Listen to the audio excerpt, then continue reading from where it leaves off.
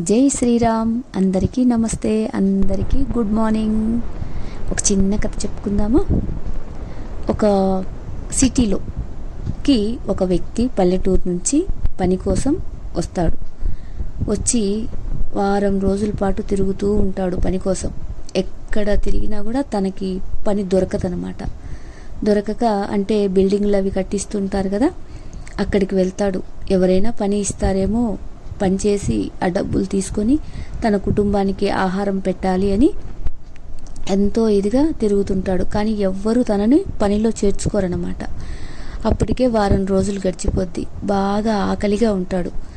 ఒక దగ్గరికి వెళ్ళి, ఒక ఇల్లు కట్టిస్తున్న దగ్గరికి వెళ్తాడు. వెళ్ళి అక్కడ నించొని చూస్తూ ఉంటాడు. అక్కడ ఇల్లు కట్టించే యజమాని ఉంటాడు, ఇల్లును కట్టించే మేస్త్రి కూడా ఉంటాడనమాట. అక్కడ ఉన్నప్పుడు ఆ ఇంటి యజమాని అడుగుతాడు ఎవరిని, మేస్త్రిని. మేస్త్రి గారు, కూలీలందరూ వచ్చారా, ఇంకా పని స్టార్ట్ చేస్తారా అని అడుగుతారు. అప్పుడు ఆ మేస్త్రి చెప్తాడు, ఒక్కరు రాలేదు సార్, ఒక్కరు వస్తే ఇంకా అడిగి నేను స్టార్ట్ చేస్తాను, అయినా వీళ్ళతో సరిపోతుందిలే అంటాడు. ఈ లోపల అక్కడ దూరంగా నించొని ఉంటాడు కదా ఒక అతను వచ్చి ఆ మేస్త్రిని అడుగుతుంటాడు, సార్ నాకు పని ఇప్పించండి, నేను వారం రోజులు అవుతుంది, నేను మా ఇంట్లో వాళ్ళు భోంచేయక, ప్లీజ్ నాకు పని ఇప్పించండి అని ప్రాధేయపడుతూ ఉంటాడు. ప్రాధేయపడుతూ ఉంటే ఆ మేస్త్రి అంటాడు, నేను నీకు ఎలా పని ఇవ్వాలి, నువ్వెవరో తెలియదు నాకు, నీకు పని వచ్చో రాదో కూడా తెలియకుండా నేను నిన్ను పనిలో ఎలా జాయిన్ చేసుకోవాలి అని తనతో చెప్తూ ఉంటాడు. ఇది అంతా కొంచెం దూరంగా ఉన్న ఆ ఇంటి యజమాని గమనిస్తూ ఉంటాడు. గమనించి తర్వాత ఆ మేస్త్రిని పిలిచి, ఏంటి అతను నీతో ఏమడుగుతున్నాడు అని చెప్తారు. అప్పుడు ఆ మేస్త్రి చెప్తాడనమాట, తను వేరే పల్లెటూరు నుంచి వచ్చారంట, తనకి పని కావాలి అని అడుగుతున్నాడు, తను భోంచేయలేదంట, వారం రోజుల నుంచి ఇంట్లో వాళ్ళు కూడా తినలేదంట, పని ఇప్పించమని అడుగుతున్నారు సార్, కాకపోతే తనకు పని వచ్చో రాదో నాకు తెలియదు, నేను ఎలా జాయిన్ చేసుకోవాలి మీరే చెప్పండి అని ఆ యజమానికి చెప్తాడు. అప్పుడు ఆ యజమాని ఆ పని కోసం వచ్చినటువంటి వ్యక్తి ముఖం వైపు చూస్తాడనమాట. అతని ముఖం ఎంతో పీక్కపోయి ఉంటుంది, నిజంగానే ఆకలితో ఉంటాడు, అలా కనిపిస్తుంది అతనికి. అప్పుడు ఆ యజమాని చెప్తాడు, పర్వాలేదులే, పనిలోకి తీసుకో, ఒకవేళ పని రాకపోతే ఈరోజు వాళ్ళ ఇంటి మొత్తం భోంచేస్తారు కదా మనం ఇచ్చే డబ్బులతో, ఏం పర్వాలేదు, నువ్వు పనిలోకి పిలుచుకో అని చెప్తాడు. చెప్పంగానే మేస్త్రి ఏం చేస్తాడు, అతన్ని ఇంకా నువ్వు రా పనిలోకి అని చెప్పేసి పనిలోకి తీసుకెళ్ళిపోతాడు. తీసుకెళ్ళిపోయిన తర్వాత సాయంకాలం అవుతుంది కదా, సాయంకాలం అయినప్పుడు అందరికీ కూలీ డబ్బులు ఇచ్చేస్తారు. డబ్బులు ఇచ్చినప్పుడు ఆ డబ్బులు తీసుకొని అందరూ వెళ్తూ ఉంటారు. ఇతను కూడా వెళ్తూ ఉంటాడు. వెళ్ళేటప్పుడు ఆ యజమాని ఇతన్నే గమనిస్తూ ఉంటాడనమాట.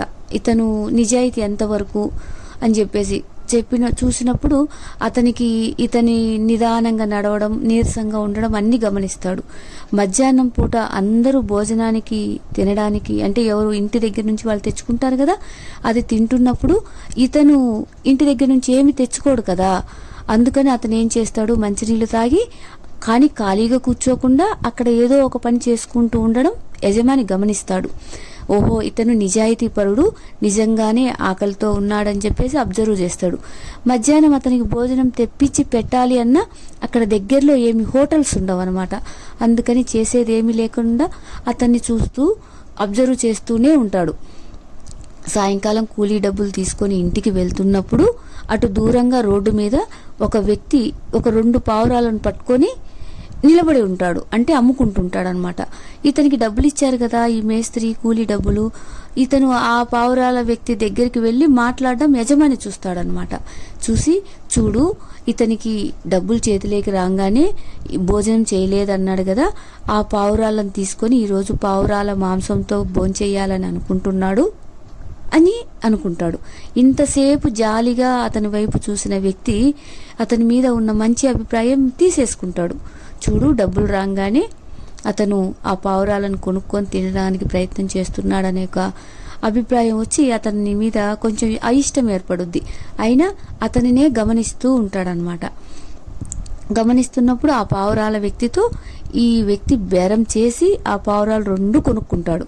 కొనుక్కున్న తర్వాత ఆ పావురాల వ్యక్తి ఏమంటాడు, ఈ పావురాలు చాలా రుచిగా ఉంటాయి, మళ్ళీ మీరు రేపు నా కోసం ఎత్తుక్కోవాల్సి వస్తుంది అని చెప్పి అటు ఇంటి యజమాని వైపు నడుచుకుంటూ అక్కడికి వెళ్తాడు కొంచెం దూరంలో.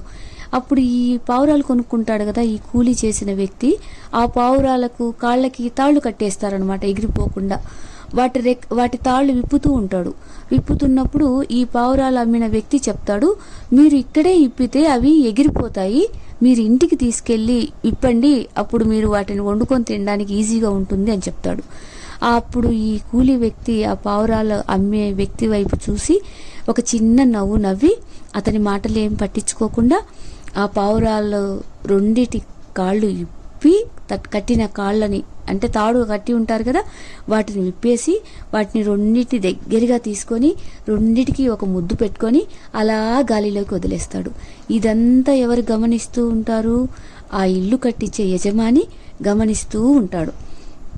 గమనించి అతను ఆ గాలిలోకి ఎగిరిపోతున్న పావురాలను చూసి కూలి చేసిన వ్యక్తి ఎంతో ఆనందంగా చూస్తుంటాడు.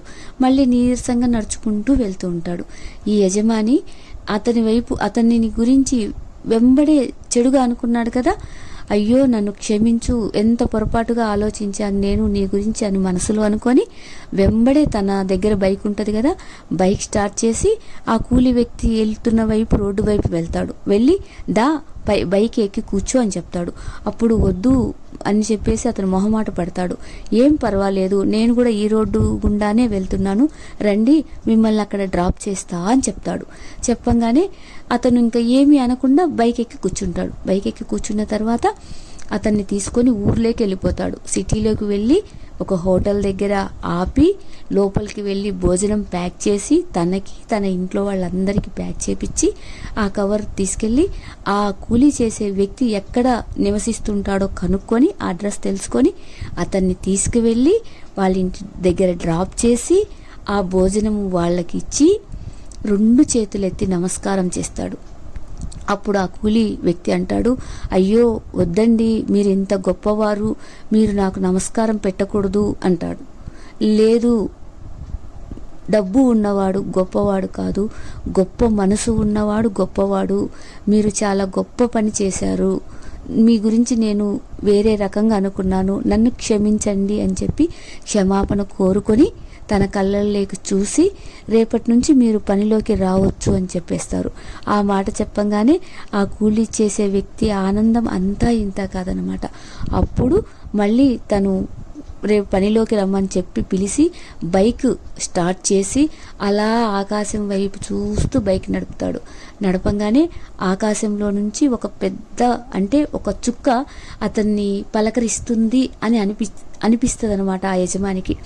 అప్పుడు ఆ వ్యక్తి ఫీలింగ్ ఎలా ఉంటుందంటే, పైలోకాలలో ఉన్న తన తండ్రి గారు తనని నువ్వు చాలా మంచి పని చేశావు అని దీవించినట్టు అనిపించి తన మనసు ఎంతో తృప్తి కలుగుతుందన్నమాట. ఇక్కడ ఒకటి మిస్ అయ్యాను. పావురాలు అమ్మే వ్యక్తి ఇదంతా తెలుసుకొని వద్దు, నీ డబ్బులు నువ్వు తీసుకో అని చెప్తాడు. అప్పుడు అంటాడు ఆ కూలి వ్యక్తి, లేదు, నీ దగ్గర నేను డబ్బులు తీసుకుంటే నాకు తృప్తి ఉండదు, లేదు మీరు మీ దగ్గరే ఉంచుకోండి డబ్బులు అని చెప్తాడు. అప్పుడు చెప్తాడు ఆ పావురాలు అమ్మే వ్యక్తి, నేను ఈ పని చేయడం తప్పు అని నాకు తెలుసు, పావురాలు అమ్మి ఇలా అమ్మడం తప్పు అని నాకు తెలుసు, కానీ నా పొట్టకూటి కోసం ఈ పని చేయక తప్పట్లేదు అని ఆ కూలి వ్యక్తితో చెప్పి క్షమాపణ అడుగుతాడు. అక్కడ మిస్ అయ్యాను, ఇక్కడ చెప్తున్నాను. ఎప్పుడైనా ఒకరికి సహాయం చేయడమే గొప్ప మనసు, గొప్ప ఉన్నతమైన స్థితి. Thank you Sairam.